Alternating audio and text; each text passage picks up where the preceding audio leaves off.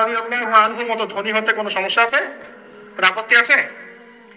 একটা আমল তার জীবনে থেকে পাওয়া যায়, এটা পড়ে আমার কাছে এত নিজেকে এত ছোট মনে হচ্ছে যে কাশ যদি এই আমলটা আমি করতে পারতাম। বলে দেবো, চেষ্টা করছি যে করার, আপনারাও করার চেষ্টা করেন।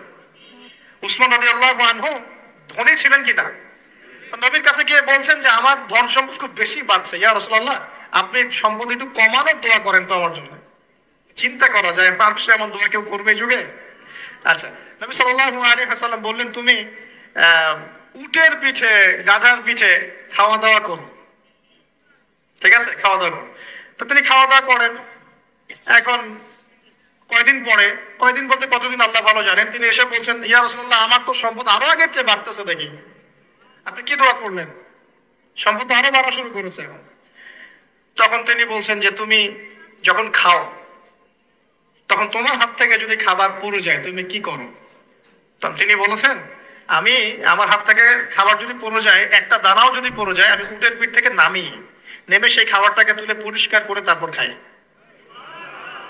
উসমান রাদিয়াল্লাহু আনহু এত ধনী মানুষ, তিনি প্রতি বেলায় 100 মানুষকে খাওয়াতে পারেন, কোনো সমস্যা নেই। তিনি একাই তাবুকের যুদ্ধে 30,000 সৈন্যের দায়িত্ব নিয়েছেন। 30,000 সৈন্য 3 মাস যাবে, তার যাত্রা বিরতি করবে, খাবে দাবে, তাদের ঘোড়া অস্ত্রশস্ত্র সব দায়িত্ব একজন ব্যক্তি বহন করেছেন, ওসমান রাদিয়াল্লাহু আনহু। কত বড় ধনী আপনি চিন্তা করেন। উনার মতো ধনী কোন পররাষ্ট্রমন্ত্রীও নাই পৃথিবীতে, এখন কোন বিশ্ব নেতাও নাই ওনার মতো ধনী, এখন কেউই নাই।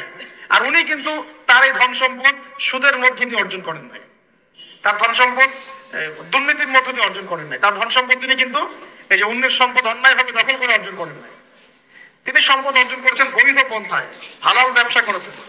ব্যবসা করেছেন নাকি না? এই যে আমল, নবীজি বলছেন যে তোমার আমল যদি এমনই হয় তাহলে তোমাকে আল্লাহ পাক সম্পদ দিবে না, কাকে সম্পদ দিবে? তুমি আল্লাহ পাকের যে সম্পদ, রিজিকের যে শুকরিয়া আদায় করো, কৃতজ্ঞতা প্রকাশ করো যে আল্লাহ আমাকে ভালোবেসে রিজিকটা দিয়েছেন, আমার হাত থেকে পড়ে গেছে, আমি তুলে খাই।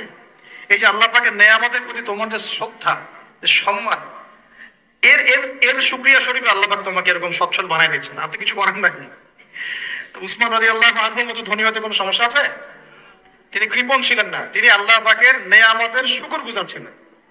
ভুল ব্যাখ্যা নেবেন না, তিনি আল্লাহ পাকের নেয়ামতের শুকরগুজার ছিলেন। আমরা আল্লাহ পাকের নেয়ামতের শুকরিয়া আদায় করব ইনশাআল্লাহ, এবং যা রিজিক আল্লাহ আমাদেরকে দিয়েছেন এতে সন্তুষ্ট থাকবো ইনশাআল্লাহ, এবং হালাল ভাবে চলার চেষ্টা করব।